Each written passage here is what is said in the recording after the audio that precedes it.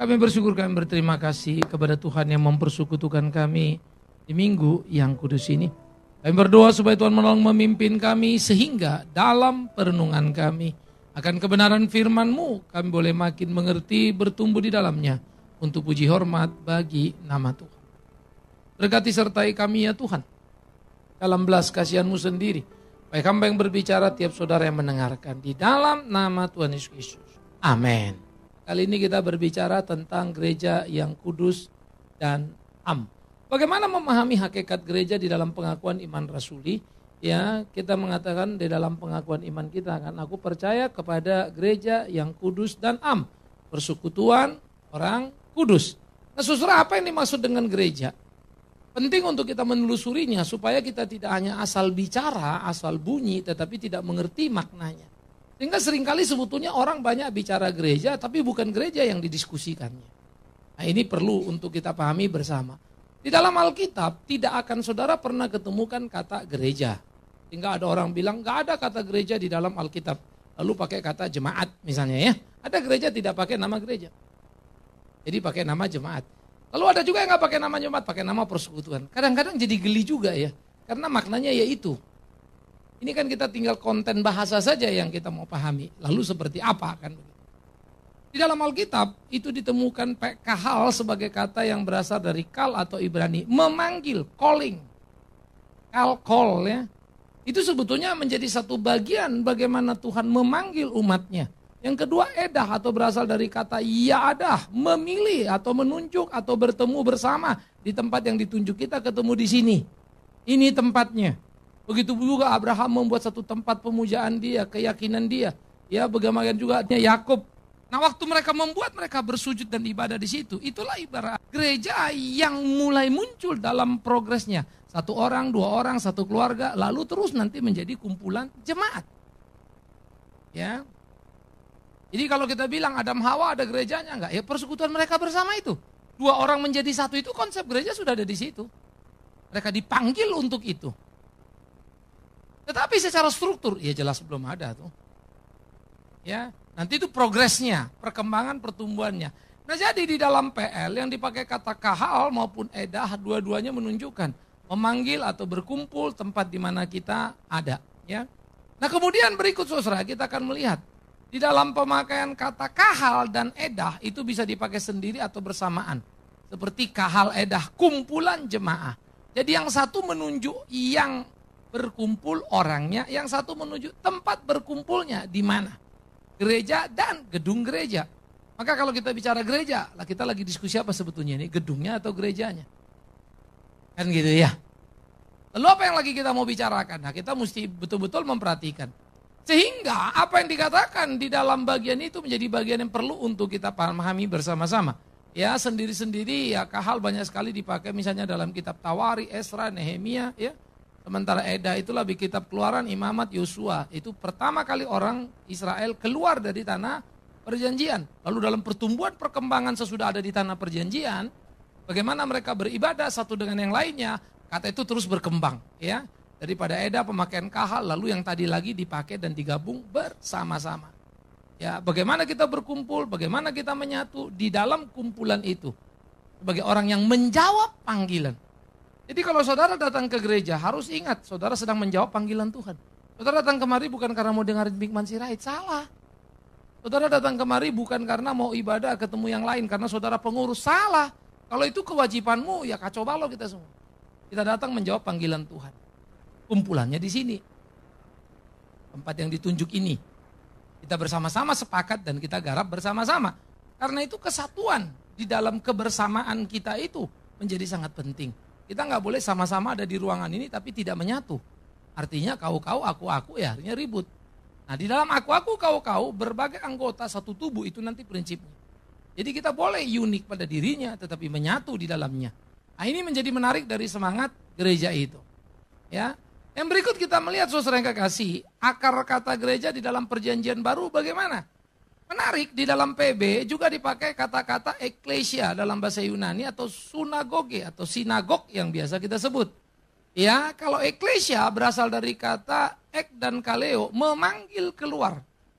Keluar dari mana? Dari gelap. Waktu kamu diselubungi gelap. Kaleo. Dipanggil keluar.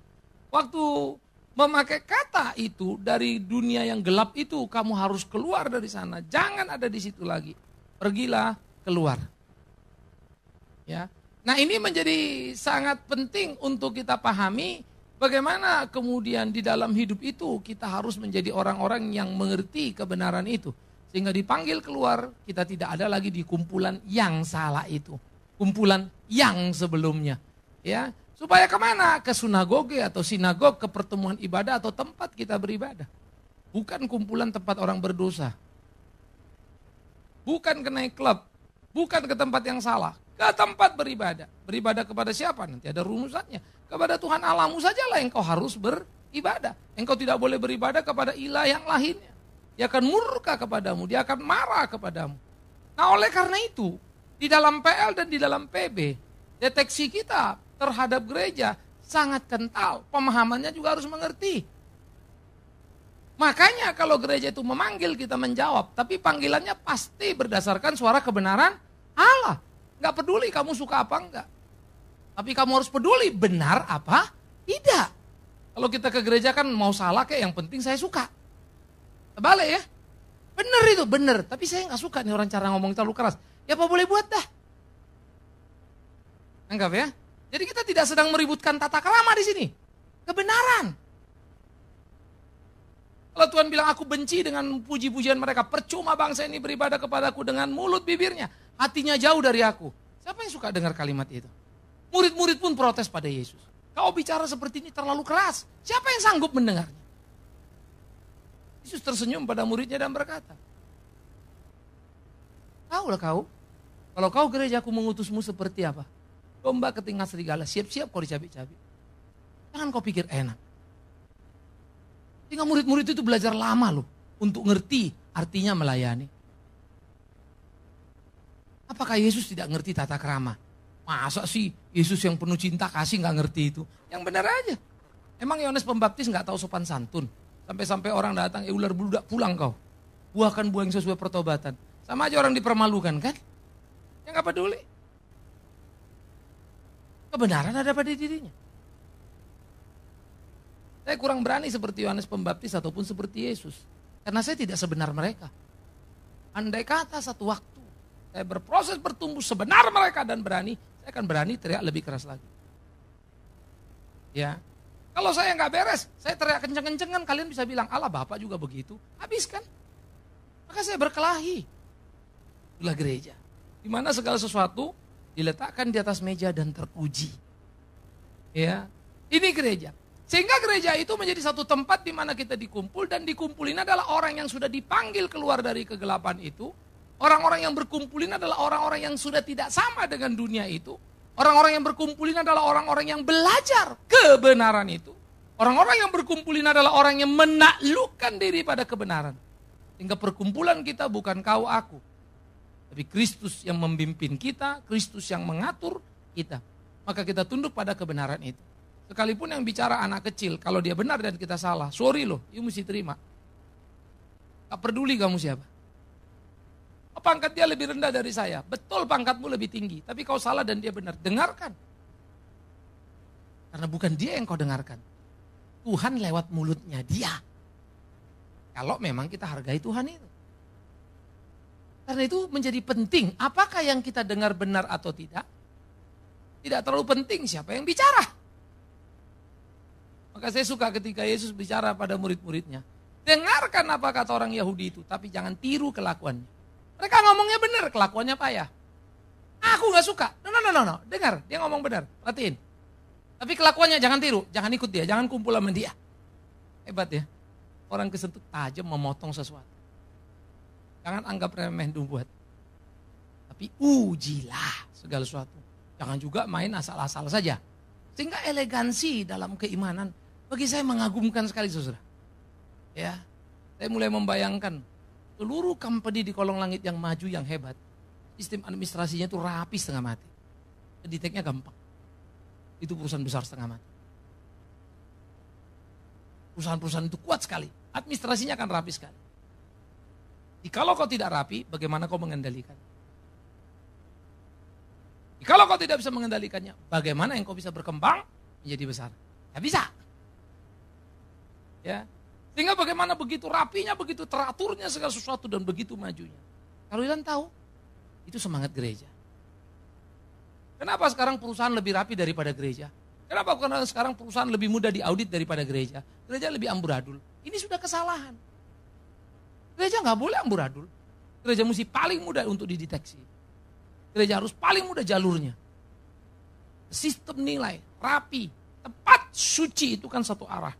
Tidak meleset seinci pun. Itulah presisinya gereja itu. Sehingga gereja harus menjadi gereja yang unggulan. Karena itu saudara ya, seperti membuat yayasan atau lembaga Kristen, bikin gereja, itu bukan urusan gampang. Kalau cuma kumpul mah gampang kan. Satu orang bisa khotbah aja, panggil yang lain-lain, undang ya kumpul, sudah jadi. Kalau itu yang dipahami gereja, bukan. Nilai-nilai yang dituntut itu ada nggak di situ? Nah itu harus menyemangati gereja itu.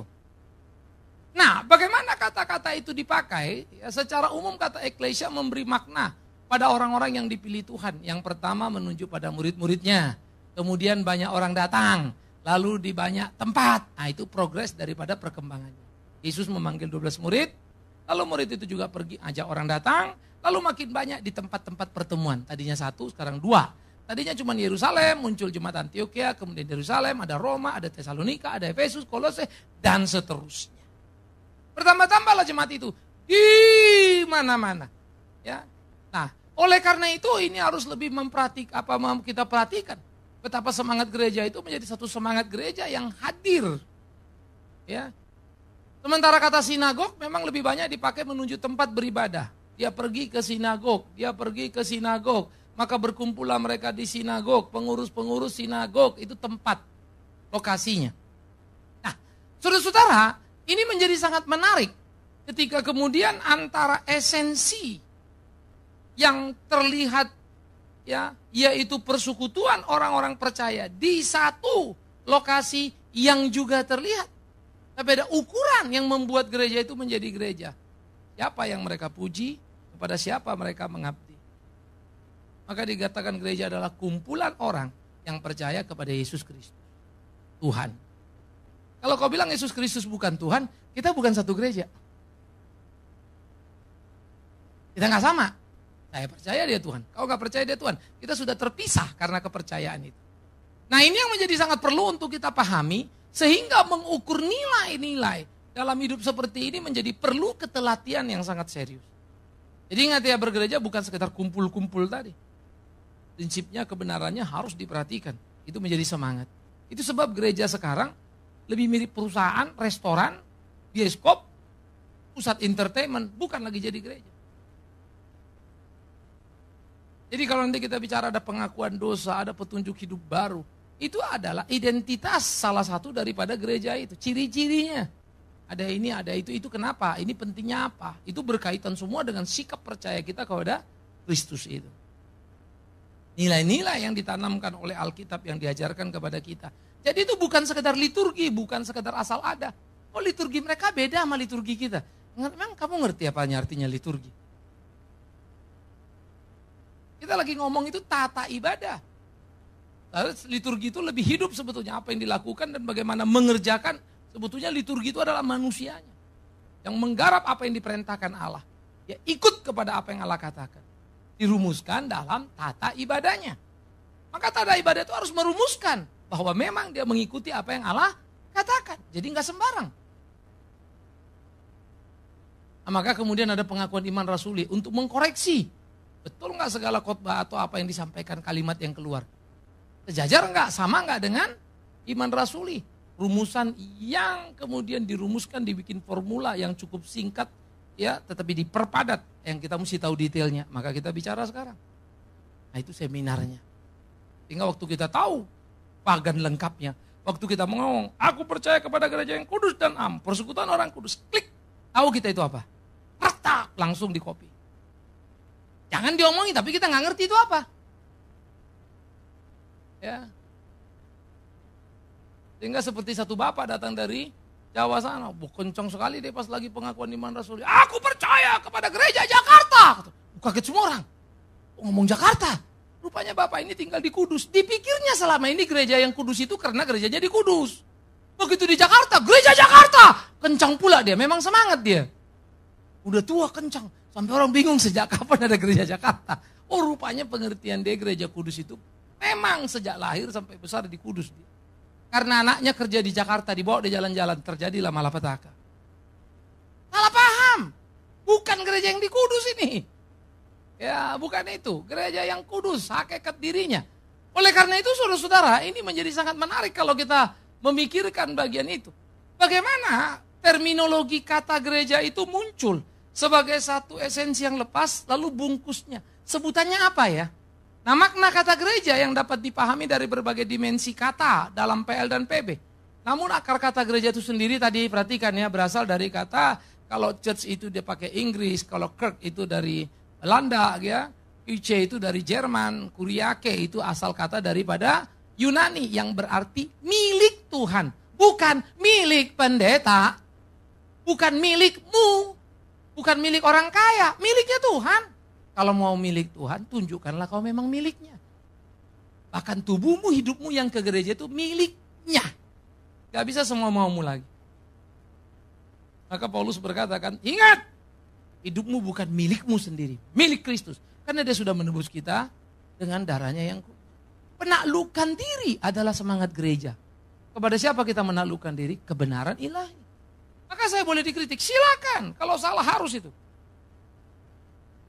Tetapi awas, jangan juga kamu imun terhadap kritik. Marilah kita jangan sampai tergelincir ke dosa itu. Maka belajarlah kita berani saling menasihati. Tapi sebelum saling menasihati, nasihatilah dulu dirimu. Sehingga engkau berhak untuk memberi nasihat itu. Kalau enggak kan bolak balik. Itu yang Tuhan Yesus bilang, kau tunjukkan selumber depan mata saudaramu. Palok depan matamu enggak kau lihat. Ini penting sekali. Belajarlah mengukur orang, lihat totalitas. Jangan hanya karena orang salah dikit lalu kita ributin. Memang kesempatan untuk kritik dia. Tapi kita nggak lihat totalitas dia kerja. Saudara mungkin bisa salah di gereja, tapi saudara saya tahu hatimu baik, engkau betul-betul sungguh-sungguh. Jangan yang kecil itu lalu bikin kesalahan seperti sudah segunung. Ya, nah seringkali kita tanpa sadar bermain di arena seperti itu. Nah itu membuat jadi rawan dan bahaya. Lihat tiap orang totalitasnya seperti apa. Oke, nah disitulah kita menjadi milik yang Tuhan itu yang punya semangat ya. Sehingga dalam kata tu kuriakon atau he kuriake, gereja bukan mengacu pada gedung. Tetapi orang yang berkumpul di dalam gedung yang disebut sebagai bangunan rohani. Engkaulah imamat yang rajani, umat kepunyaan Allah yang dipanggil keluar dari perbuatan dunia yang gelap untuk menyatakan perbuatan-perbuatannya yang besar. Itu gereja. Ya. Nah oleh karena itu saudara, memahami gereja sebagai hakikat prinsip penting itu jadi perlu dalam kehidupan kita. Ya, jadi gereja bukan gedung, tetapi gereja adalah orangnya yang di dalam kita semua yang beribadah kepada Tuhan. Nah, hakikat gereja itu apa? Ini menjadi perlu juga saudara. Pertama, gereja itu adalah apa yang disebut umat Allah 1 Petrus tadi. Ya, kamu adalah umat yang dipanggil keluar, eklesia. Sehingga sebagai umat yang dipanggil keluar, kita adalah umat yang melayani Tuhan. Umatnya Allah, umat kepunyaan Allah. Itu istilah umat Allah. Sehingga di dalam pemberian kepada orang-orang Israel tentang 10 hukum, apa kata Tuhan di dalam pembukaan? Akulah Tuhan Allahmu. Wih keren ya. Jadi aku yang punya kau. Dan kau ingat, aku yang membawa kau keluar dari mana? Tanah perbudakan. Jangan macam-macam kau, itu bahasa Bataknya ya. Ubah sudah noko. Kira-kira kan begitu kan? Jangan macam-macam kau, kuhabisi kau nanti. Jadi kau harus perhatikan. Jangan ada ilah lain. Jangan ini, jangan itu. Kalau sampai ada ilah lain, rajam batu, mati. Serius banget loh. Kita datang kepada dia dan dia berkata kepada kita, aku Tuhan Allahmu. Jadi jangan ada ini dan itu. Dia tentukan. Ketentuan di dalam 10 hukum. Yang harusnya kita pahami dengan utuh itu. Itulah kebenaran, itulah gereja. Ada wibawa di sana. Semua orang mesti tunduk kepada kebenaran itu. Gereja digambarkan sebagai apa? Tubuh Kristus. Tubuhnya Kristus. Tubuh adalah gambaran yang diberikan oleh Paulus. kita punya berbagai-bagai anggota tubuh, tapi satu tubuhnya. Tangan gak bilang, aku tubuh. No. Kaki juga gak bisa bilang. Waktu mereka menyatu, mereka satu tubuh. Jangan bilang ini tubuh, ini pun badanmu ini. Ini dadamu, ini perutmu. Tubuh adalah kesatuan dari seluruh anggota yang kumpul itu. Maka disebut tubuh. Begitulah gereja. Berbagai-bagai karunia yang ada, talenta yang ada, menumpuk menjadi satu. Gereja. Tinggal masing-masing memberikan dengan talentanya, dengan kemampuannya. Untuk apa? Gereja. Not for myself. Jadi bukan untuk diriku, tujuanku, semangatku, untuk Tuhanku. Dia mau apa? Kembalikanlah yang terbaik untuk Tuhan itu. Nah, ini pergumulan kita. Dalam perkelahian sejarah ini kan. Tunjukkan bahwa kita mampu. Nah, ini menjadi sengit untuk kita pikirkan sama-sama. Ya, yang ketiga, kita disebut juga bait Allah. Itu gereja. Gereja itu bait Allah, di mana ada Allah bait yang mengelola, mengatur gereja. Tapi bait Allah bukan lagi bait Allah ketika di bait Allah ada rapat untuk membunuh anak Allah. Ngerti maksudnya? Itu bait Allah tapi tidak ada Allah bait di sana. Karena imam-imam itu rapat jadi bait Allah untuk membunuh Yesus itu. Jahat. Jangan lihat dulu gedungnya ya. Dalam gedung gereja itu pun bisa manipulasi itu. Bisa korupsi, bisa apa segala macam. Busuk itu bisa. Jadi gereja nggak ada yang suci. Kita yang dipanggil Tuhan harusnya suci. Tapi suci nggak bisa diomongi, pasti kelihatan. Teruji ya. Jadi di tubuhmu adalah bait Allah. Gereja juga digambarkan Yerusalem baru. Yang akan kelak dibangun oleh Tuhan. Langit baru, bumi baru, itulah gereja yang sejati nanti. Jadi cita-cita kita nanti itu. Gereja yang satu, bukan dua, bukan tiga, bukan lima. Ya. Dan gereja juga seringkali disebut sebagai tiang penopang dan dasar dari kebenaran. Bagaimana dia menyuarakan suara kebenaran itu. Itu gereja. Tapi ingat, bukan gereja, gedung atau organisasi loh. Jadi jangan legalitas itu. Seperti abad pertengahan dilegalitas oleh para pemimpin gereja. Jadi mereka suara Tuhan. Bukan. Alkitab suara Tuhan. Yang dikhotbahkan oleh pendeta. Maka cek pendetanya, khotbahnya benar apa enggak.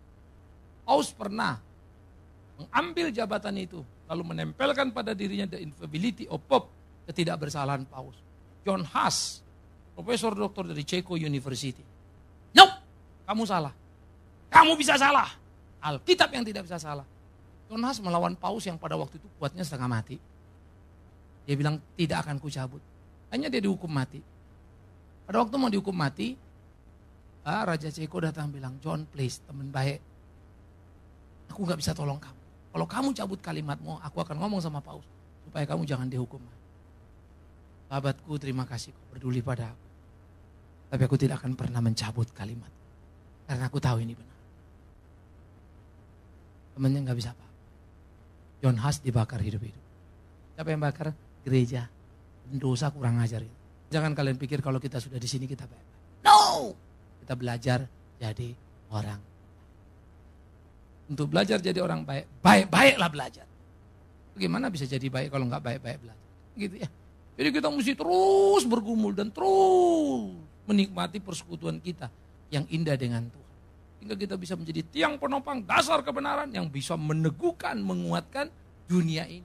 Membawa dunia ke arah yang benar itu. Gereja itu adalah satu tubuh dua sisi. Gereja yang tidak nampak, pertama percaya pada Yesus Kristus. Bagaimana lagi kita tahu orang ini percaya pada Yesus Kristus? Kan dia ngomong Pak, kalau ngomong kau aku percaya kepada Tuhan, setan pun percaya kata Yakobus. Dan hebatnya lagi setan itu gemetar. Kau percaya, tapi kau gak pernah gemetar. Sampai malaikat yang kau buat gemetar melihat kau. Berani kali kau sama Allah. Sampai malaikat bilang, gila dia berani amat. Malaikatnya yang stres ngeliatnya. Karena malaikat takut sama Tuhan. Yesus sangat dikenali. Ingat peristiwa Gadara? Begitu dia datang orang kerasukan setan itu langsung setannya bilang, oh ya anak Allah, apa kena mengenai urusanmu dengan kami? Waktu kami kan belum tiga, kenapa kau mau menyiksa kami? Teriak-teriak mereka melihat Yesus dan ketakutan. Ahli Taurat melihat Yesus, bikin takut, diancam Yesus, dibunuh. Ya, dan jangan lupa, yang memberi mereka surat kuasa siapa? Kita juga. Kita sama dengan ahli Taurat itu. Luar biasa ya. Setan takut, kayak mohon-mohon, kalau boleh aku masuk pada babi-babi. Saudara, itu mengagumkan ketika kita ngeliat cerita betapa setan pun tahu, kita enggak loh. Jadi betapa porak-porandanya gereja. Pekaan itu harus kita bangun ya. Nah, kita ngelihat bagaimana pribadi atau kelompok ya non organisasi. Itu gereja nggak nampak, personal. Nah jadi di dalam percayamu saya nggak tahu kamu persis apa enggak. Ya, tapi akan kelihatan dalam hari-harinya. Lalu pribadi ya, yang nggak tahu di mana saja, bisa sudah bertobat, bisa belum. Ada orang jahat di sana. Penjahat itu. Bukan gereja. Nanti dulu loh, tahu-tahu besoknya bertobat loh. Jadi kau belum bisa nampak dia itu. Sampai Tuhan efektif memanggil dia. Tangkap? Maka ada orang yang membakar gereja, besoknya jadi gereja itu sendiri. Itulah Paulus. Waktu dia mau membunuh pengikut Yesus, jahat itu. Begitu dia bertobat, bingung kita. Karena dia jadi gereja itu. Jadi makanya dibilang, untuk orang masuk surga atau masuk neraka, bertobat apa enggak, bukan kau yang hakim. Itu sudah bukan wilayah kita. Sudah wilayah Tuhan. Hakimilah dengan adil, artinya apa yang mungkin yang boleh kita lakukan. Artinya, kalau kau mencuri, kau salah. Sah itu. Memang kau mencuri dan kau salah sesuai Alkitab. Tapi lebih daripada itu jangan coba-coba. Kau nggak masuk surga, kau masuk neraka, kau terkutuk, pintunya ketutup. Asal tahu kau. Gak ada urusanmu itu, mau pendeta apapun. Ingat ya. Nah, kita mesti tahu batas kita di mana. Yang ketiga, gereja yang sejati atau ideal. Itu gereja yang tidak tampak. Maksudnya apa? Nanti ketika Yerusalem baru itu dah. Itu belum kelihatan ya. Tapi itu hope kita loh, kita mau ke sana loh. Itu gereja yang ideal, di mana nggak ada dosa, umat betul-betul bersekutu dengan Allah. Yerusalem baru. Kalau Yerusalem sekarang mah kita udah bolak-balik ya. Bolak-balik Yerusalem sekarang. Bukan itu gereja yang ideal. Yerusalem baru. Maka gerejanya harus teruji. Siapa yang sungguh-sungguh akan tahan diuji, mereka akan menjadi umat kepunyaan. Bersagailah kalian yang setia dan taat, ikutlah dalam pesta perjamuan anak domba. Nah, waktu kamu ikut di perjamuan anak domba Allah, waktu kamu ada di situ, itulah gereja yang ideal. Gereja yang sejati. Yang sekarang ini gereja ideal, belum. Makanya banyak lubang-lubangnya. Ya, banyak goncangannya. Itulah gereja. Tapi berkelahilah kita, bertandinglah kita, supaya kita menjadi umat yang ideal. Dan Yesus kan bilang, jadilah engkau sempurna, sama seperti Bapakku sempurna. Dia tuntut kita. Maka kita harus berani untuk mengukir dan melukis diri kita. Menjadi seperti apa yang Tuhan kehendaki. Itu perkelahian sengit kita. Gereja yang nampak apa? Kumpulan orang yang percaya, sekarang kita kumpul. Tapi percayamu, ingat tadi ya, saya bisa enggak, saya enggak tahu tuh. Oke, tapi kita kumpul nih, sama-sama mengaku percaya. Aku percaya kepada Allah pencipta langit dan bumi. Aku percaya kepada Yesus Kristus. Aku percaya pada gereja yang kudus dan am, kan begitu kan? Sehingga dalam pengakuan percayalah kita datang kemari dan ada di sini. Yang kedua, gereja yang nampak itu adalah organisasi, struktur ya. Ada ibadahnya, ada kegiatannya. Ini ibadahnya, ada kegiatannya, ada semuanya kita lakoni di sini. Ada pembinaannya, ada penggembalaannya. Gereja nggak bisa dibilang gereja kalau nggak ada penggembalaan sebetulnya. Nggak bisa. Gereja harus mempunyai tugas itu. Mengemban tugas itu. Dia mesti bikin sistem hierarki yang bagus sekali. Gereja itu mesti mengajar. Gereja nggak bisa dibilang gereja kalau nggak ngajar. Tapi sekarang orang bisa jadi pendeta, jadi gembala, nggak pernah bisa khotbah. Karena gereja sudah jadi PT sekarang. Maafkan saya. Malulah kalian kalau kalian jadi gembala tapi tidak berani berkhotbah dan tidak bisa berkhotbah. Celakanya kalau khotbah salah pula lagi. Bagaimana? Kita tolong hargai jabatan struktural yang diberi oleh Alkitab itu. Ada penginjil, ada gembala, ada guru. Jadilah awam yang memang tidak distruktural tetapi berkemampuan mengajar. Yang disebut Alkitab penatua. Jadi tim lapis 2 para penghamba-hamba Tuhan untuk bergerak. Sekarang pemakaian istilah sudah terlalu gampang, recehan dan murahan. Gereja itu adalah pokoknya jalan. Maka di gereja ini pendeta mau khotbah nggak sembarang, ada listingnya. Saya nggak terima kalau saudara sembarang. Lalu pendeta yang khotbah yang kita tahu. Lalu sambil nanti ada beberapa orang kita lihat ini oke kita masuk. Kacau nih, kita coret. Ada pendeta kita coret di sini. Karena dia nggak mau menyebut nama Allah. Nggak ngerti, tapi waktu perhatiin beberapa orang tanya, iya, tiap kali tulisannya Allah jadi bacanya Tuhan. Lalu saya di-tag lagi, oh ternyata memang masuk Allah, ya sudah lah. Jangan jadi geger kita, karena kita tidak peduli urusan itu. Kalau you anggap itu serius, ya sudah jangan. Khotbah di gerejamu. Kan begitu toh. Kita juga nggak mau ribut, tapi jangan di sini. Kita mesti punya sikap. Ada orang bilang Yesus bukan Tuhan, jangan kemari. Kita mesti punya sikap.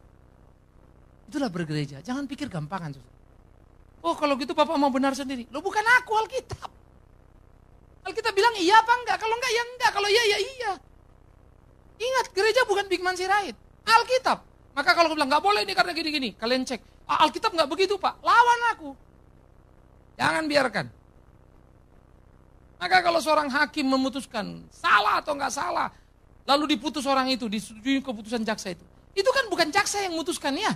Bukan hakim, undang-undang. Menurut keyakinan si jaksa 5 tahun kau. Hakim bilang, tidak 10 tahun itu.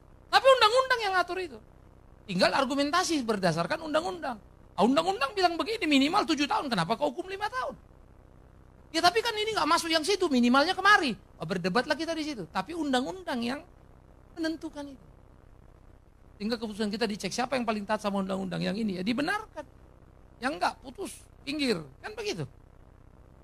Tak peduli itu, makanya dibilang semua orang sama di muka hukum. Walaupun hukum tidak sama untuk semua orang. Ini kan pergumulan kita. Mestinya hakikatnya kita hargai. Nah begitulah kita di dalam gereja. Ya kemudian di dalam gereja itu ada yang melayani. Yes, tapi awas.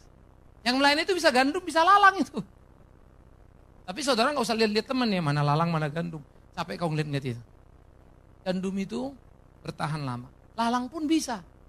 Ketahuannya kapan? Belakangan pas Tuhan datang. Tidak setiap orang menyebut namaku Tuhan-Tuhan masuk surga. Kecelek kita pikir dia gandum.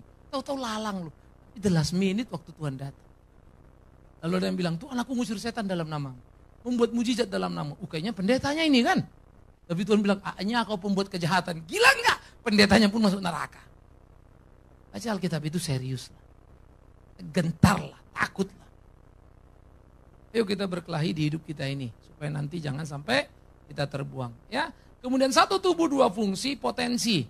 Persekutuan orang percaya oleh roh, berbagai talenta, karunia untuk melayani yang tadi saya bilang, mandiri, bebas dari negara. Nah itu sebagai potensi gereja. Gereja tidak ada di bawah negara. Oke? Tetapi sebagai organisasi. Nah ya, organisasi, persekutuan umat dalam organisasi adanya struktur, jabatan, dan komisi. Mandiri tapi terikat dengan undang-undang negara. Itu organisasi loh. Maka kita nggak bisa jadi gereja yang gelap, maka kita punya organisasi. Kemana kita berasosiasi? Kita punya struktur, kita punya pengurus, kita atur pelan-pelan. Kita punya anggaran dasar, kita punya anggaran rumah tangga. Ya, itu mesti dikelola semuanya. Nah ini jadi penting. Kita punya aturan main, kalau asetnya aset gereja, ya nama gereja. Gak boleh nama pendeta Big Man Sirait itu. Ada orang ngasih saya uang, Pak beli gedung Pak. Uangnya di tanganku, tapi gak bisa, nama gereja itu. Ya, kita lagi atur terus pelan-pelan. Kalau beli gedung gereja cukup 2/3 majelis. Tapi kalau jual harus 2/3 jemaat. Ya, jangan gampang-gampang jualnya.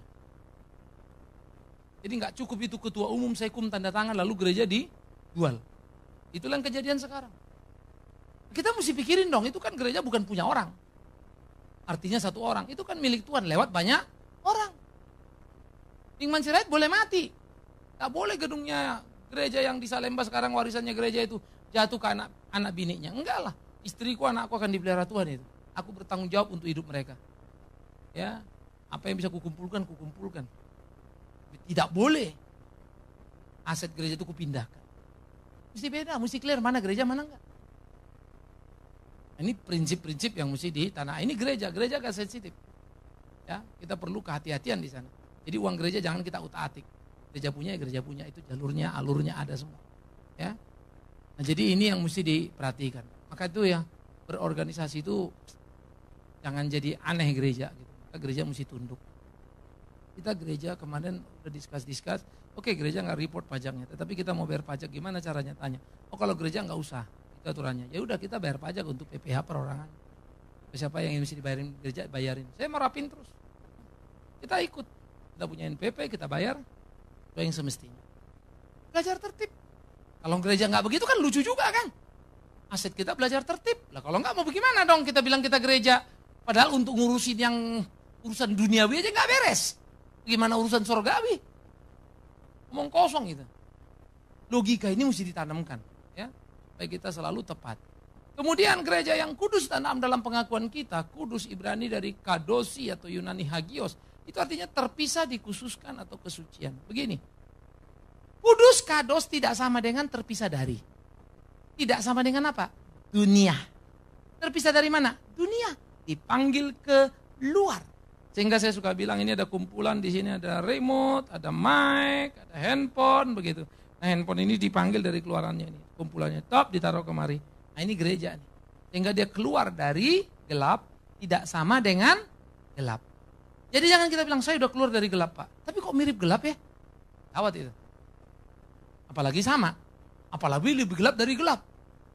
Makin gawat ini kan. Nah ini yang kita mesti ngelihat. Maka kalau gereja mirip dengan organisasi dunia, pakai gerasa gerusu ribut yang gak perlu, itu aneh juga gitu. Maka organisasi aturan mainnya mesti clear. Tetapi clear itu disitulah toleran yang ada, bagaimana nilai-nilai yang benar itu di dalam tengah rasa itu kita lakukan. Nah sehingga gereja secara organisasi tidak bisa digugat dari luar.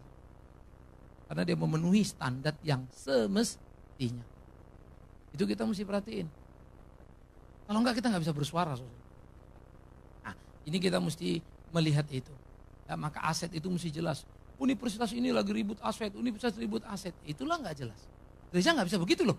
Tapi ternyata gereja itu kalau ada pemimpinnya mati aja, geger sudah rebut-rebutan.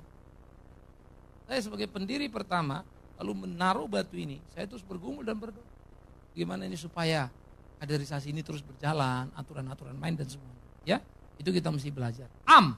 Kami percaya pada gereja yang kudus dan am itu satu namanya ya. Tubuh Kristus yang satu. Esa, umat Allah yang esa. Maka kita adalah gereja yang kudus, terpisah dari, tidak sama dengan, dan tidak banyak tapi satu. Itu sebab kita boleh beda gereja lain. Gereja A, gereja B, gereja C. Itu cuma organisasinya. Tuhan Yesus kita sama. Makanya picisan sekali gereja masa kini meributkan perbedaan. Aneh buat saya. Kanak-kanakan itu. Bapak teologinya lain. Mari kita berdebat. Kalau kebetulan aku yang benar, ya kau dengarin. Sesuai Alkitab lu ternyata. Tapi kalau aku salah, ya aku koreksi. Kan itu toh. Jadi apapun merek gerejamu kan Alkitabnya sama kan. Ya ayo balik kepada Alkitab itu. Tapi jangan paksakan ajaran gerejamu yang gak ada di Alkitab. Pokoknya pendetaku bilang gini. Loh, kau ini percaya Alkitab apa percaya pendeta? Sorry loh, Alkitab gak bisa salah, pendeta bisa banget. Ya, karena itu saya tidak mau saudara gelap mata percaya pada khotbah Bikman Sirait. Alkitab. Nah, saya khotbah sesuai apa enggak kalian periksa. Ya, jadi kita kritis. Nah itulah gereja yang kudus dan persekutuan orang kudus. Bukan orang Jakarta ya. Itu persekutuan orang kudus. Orang yang sudah tidak menyatu dengan dunia. Sehingga persekutuan orang kudus itulah yang sudah tidak sama dengan dunia. Bisa sehati, sejiwa, sepikir. Yang selalu digugat oleh Paulus kan. Saling bertolong-tolonganlah kalian, saling menasihatilah kalian. Hendaklah kalian sehati, sejiwa, sepikir. Keren banget. Keren banget. Semangat ya sampai titik darah penghabisan.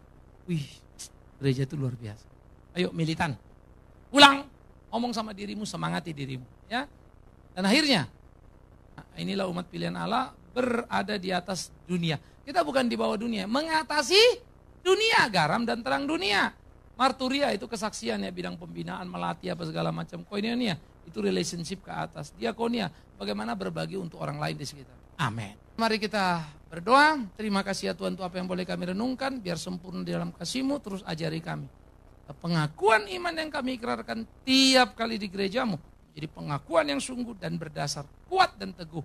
Supaya di dalamnya sungguh nama Tuhan dipermuliakan. Demi Yesus Kristus Tuhan kami. Kami bersyukur, kami berterima kasih pada Bapa di dalam